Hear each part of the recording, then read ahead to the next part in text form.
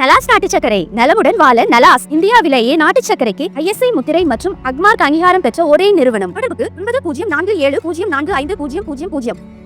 அணு ஆயுதத்தை தயாரிப்பதில் ஈரான் தீவிரமாக ஈடுபட்டு வருவது தங்களுக்கு அச்சுறுத்தலாக இருப்பதாக கூறி ஈரான் மீது ஆபரேஷன் ரைசிங் லைன் என்ற பெயரில் ஜூன் 13ஆம் தேதி இஸ்ரேல் தாக்குதல் நடத்தியது. இதற்கு பதிலடியாக ஈரானும் இஸ்ரேல் மீது தாக்குதல் நடத்தியது. தற்போது இரு நாடுகளும் மாறி மாறி தாக்குதலில் ஈடுபட்டு வருகின்றன.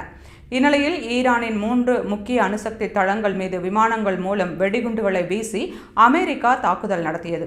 இந்த மோதலை ஈரான் இத்துடன் நிறுத்திக் கொள்ளாவிட்டால் கடுமையான பேரழிவை சந்திக்க நேரிடும் என்று அமெரிக்க அதிபர் ட்ரம்ப் எச்சரித்தார்.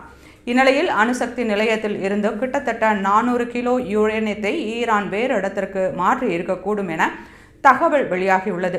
கடந்த சில நாட்களாகவே ஃபர்டோ அணுசக்தி நிலையத்தில் வாகன நடமாட்டங்கள் அதிகமாக இருந்ததாகவும் ஈரான் கிட்டத்தட்ட 400 கிலோ யுரேனியத்தை வேறு இடத்திற்கு மாற்றி இருக்கக்கூடும் என்றும் இஸ்ரேல் எச்சரித்துள்ளது.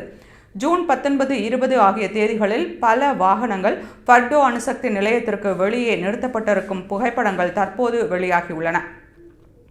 அங்கிருந்து 1 கிலோமீட்டர் தூரத்திற்கு இங்கு வாகனங்கள் சென்றிருக்கலாம் என்ற தகவல்கள் வெளியாகியுள்ளன. ஈரானின் அணுசக்தி நிலையங்களை முழுவதுமாக துவம்சம் செய்துவிட்டதாக அமெரிக்க அதிபர் டொனால்ட் ட்ரம்ப் கூறி வரும் நிலையில் தற்போது வெளியாகியுள்ள தகவல் வேறாக இருப்பது கவனிக்கத்தக்கது.